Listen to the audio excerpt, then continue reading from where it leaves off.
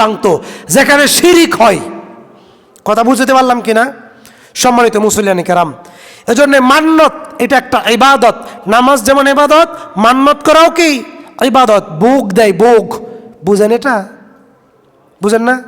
বুক এটাও একটা ইবাদত। জিনের রুগীরে বুক দেয় 3 রাস্তার মোড় 4 রাস্তার মোড়ে, মাজারে আগরবাতি মোমবাতি 2 টাকা 1 টাকা, এগুলো সব শিরক। এজন্য আল্লাহ তাআলা কোরআনে জানিয়েছেন, ইন্নাস সালাতি ওয়া নুসুকি ওয়া মাহইয়ায়া ওয়া মামাতি লিল্লাহি রাব্বিল আলামিন। এই একটা আয়াতই যথেষ্ট আপনার অন্তর পরিষ্কার করার জন্যে। নামাজ রোজা যদি আল্লাহর জন্যে হয়, নামাজ রোজার বাইরেও সব কিছু কি আল্লাহর জন্যে। তাওহীদের মূল কথা তো সূরা ফাতিহাতে রয়েছে, ইয়্যাকা না'বুদু ওয়া ইয়্যাকা নাস্তাঈন। আল্লাহ তোমার ইবাদত করি, তোমার কাছেই সাহায্য চাই। সাহায্য চাওয়াটাও ইবাদত, সাহায্য চাওয়াটাও ইবাদত। এখন অ্যাক্সিডেন্ট হয়েছেন আপনি রাস্তায়, ভাই আমারে বাঁচান, শিরক। কথা বুঝতে পারছেন? ভাই আমার একটু বাঁচান, এটা কি শিরক। এটা দেখা যায়, এটা অন্তরের বিষয়। ভাই আমার স্ত্রীর সিজার হবে, 10,000 টাকা দিয়ে ভাই উপকার করেন, শিরক। উপকারের মালিক কে? ওয়াইয়ামসাসকাল্লাহু বিযুররিন ফালা কাশিফা লাহু ইল্লা হুয়া ওয়াইয়ামসাসকা বিখাইরিন ফাহুয়া আলা কুল্লি শাইইন কাদির। এজন্য অন্তর পরিষ্কার করা চাই। আল্লাহর সাথে সম্পর্ক হয় কলবের। আল্লাহর সাথে সম্পর্ক হয় কিসের? কলবের। এজন্য তাওহীদ দেখা যায় না, ঈমান দেখা যায় না, আকীদা দেখা যায় না, কলবের বিষয় এগুলা।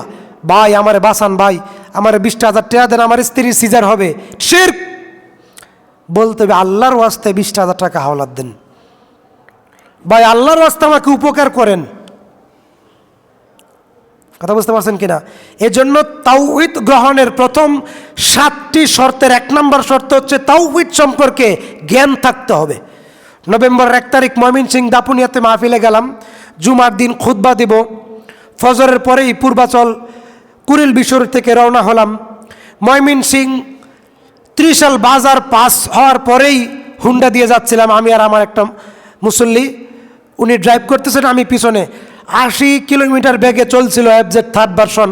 গ্রামের ভিতর থেকে একটা ছোট ডাইং হুন্ডার সরাসরি ঢাকা ময়মনসিংহ মেন রোডে ঢুকলো, আর আমাদের গাড়িও ব্রেক হলো না, সরাসরি মেরে দিল একদম ফুল গতিতে।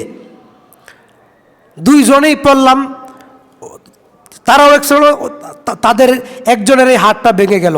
সাথে সাথেই কয়েকজন আসলো, আমাদেরকে উঠালো। সেই সময় যদি আমার ভিতরে তাওহীদের জ্ঞান না থাকতো, তাহলে কি বলতাম? ভাই আমারে বাঁচান, ভাই আমার জীবন শেষ, ভাই আমারে বাঁচান। ঠিক না? ঠিক। এজন্য ইলম দরকার, জ্ঞান দরকার। এজন্য কোনো মুসলিম মূর্খ থাকতে পারে না।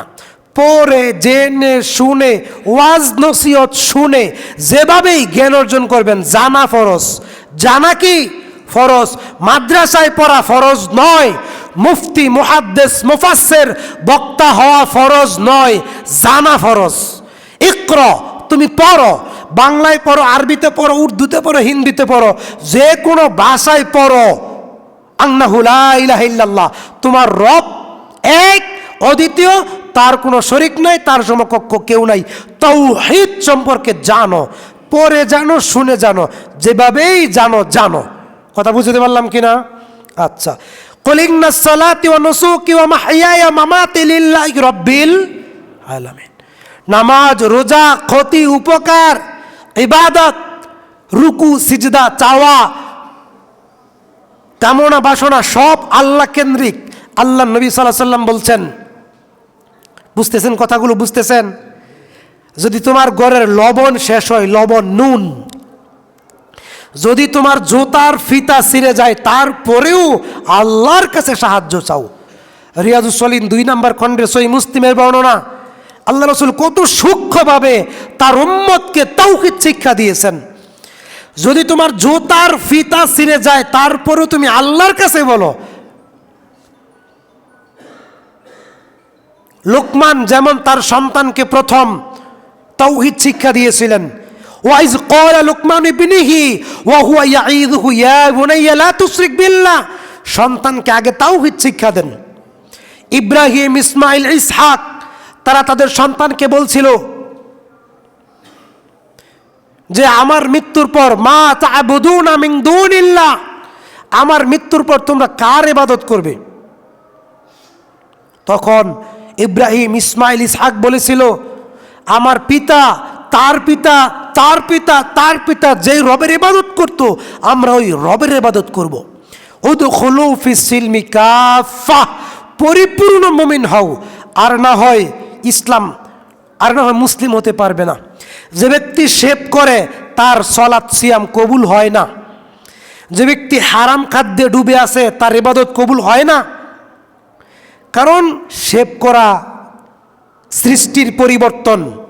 শেভ করা কি? দাড়ি চাচা সৃষ্টির পরিবর্তন, কাবিরা গুনাহ। শিরিক যেমন কাবিরা গুনাহ, শেভ করাও কাবিরা গুনাহ। কথা বুঝাইতে পারলাম কিনা? বুঝতে পারছেন কিনা? আল্লাহ তাআলা আমাদেরকে তাওহীদের মূল জ্ঞান, বিশুদ্ধ জ্ঞান বুঝার তৌফিক দান করুন, আমরা বলি আমিন।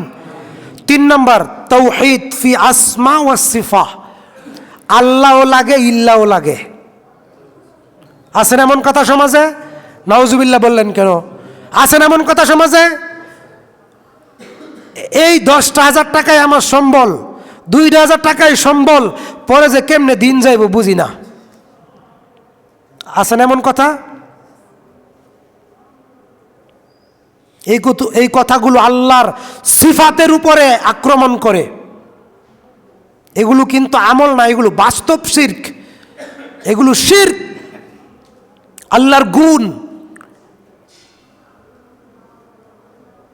সম্মানিত হাজিরিন, এজন্যে আমরা বলবো শিরক সম্পর্কে, তাওহীদ সম্পর্কে পরিপূর্ণ জ্ঞান যতক্ষণ পর্যন্ত অর্জন না হয় ততক্ষণ পর্যন্ত নামাজ, রোজা, ইবাদতের মাধ্যমে পরিপূর্ণ মুমিন হওয়া সম্ভব নয়, সম্ভব নয়। এজন্য তাওহীদের 7টা শর্ত তাওহীদ গ্রহণের। নাম্বার 1, বিদ্যা, ইলম। তাওহীদ সম্পর্কে যত উপযুক্ত গুগলে সার্চ দিলে অনেক লেখনী পাবেন, আপনারা পড়বেন। নাম্বার 2, ইয়াকিন, অন্তরে দৃঢ় বিশ্বাস।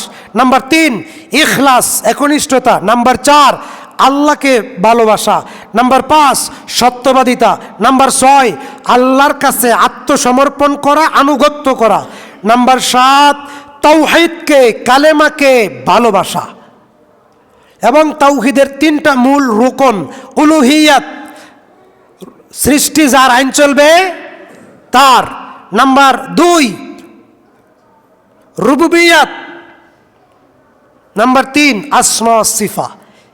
এতক্ষণ পর্যন্ত যেটা আপনাকে বললাম সেটা হচ্ছে তাওহীদ প্রথমে বর্জন, তারপরে গ্রহণ। লা ইকরাহা ফিদ্দীন, দিনের ব্যাপারে কোনো জোর জবরদস্তি নাই।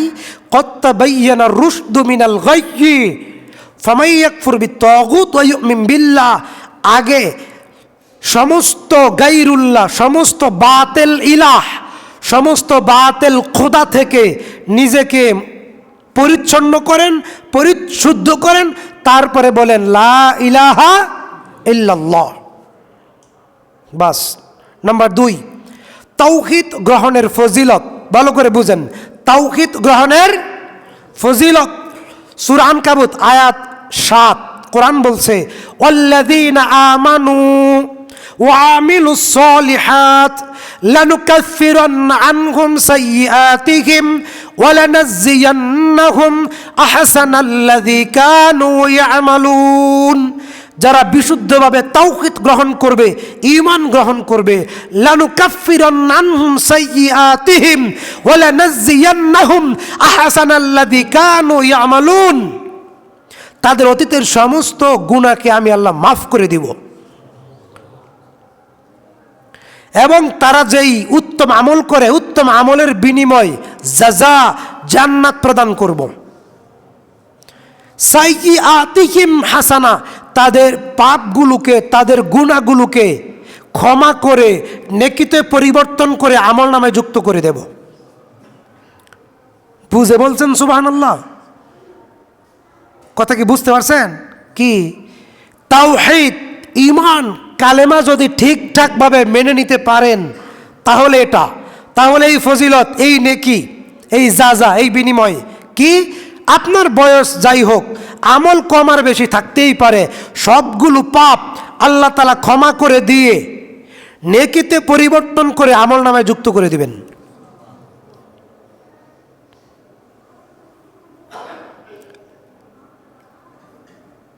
হাদিসুস সহিহা সিলসিলা 2355 নম্বর হাদিস, মান ক্বালা লা ইলাহা ইল্লাল্লাহ মুখলিসান দাখালাল জান্নাহ, যে ব্যক্তি খালেসভাবে তাওহীদ গ্রহণ করবে, তাওহীদ স্বীকার করবে, তাওহীদ মেনে নেবে, এই পবিত্র বাক্যের সাক্ষ্যটাই যথেষ্ট তাকে জান্নাতে পৌঁছায় দেওয়ার জন্যে। এত আস্তে বলেন সুবহানাল্লাহ। মান ক্বালা লা ইলাহা ইল্লাল্লাহ, যে ব্যক্তি বলবে লা ইলাহা ইল্লাল্লাহ, এটার উপরে ইস্তিকামত থাকবে, দৃঢ় থাকবে, মানে পরিপূর্ণ দ্বীনের উপরে স্থির থাকবে। লা ইয়ালকাল্লাহ বিহিম আবদুন ওয়া গায়রা শাক্কিন ফায়ুহজাব আনিল জান্নাহ, সে মৃত্যুর পর আল্লাহর সাথে এমনভাবে সাক্ষাৎ করবে আল্লাহ তাকে জান্নাত থেকে বঞ্চিত করবেন না। কথা কি বুঝে আসছে কিনা? বুঝে শুনে সুবহানাল্লাহ বলবেন।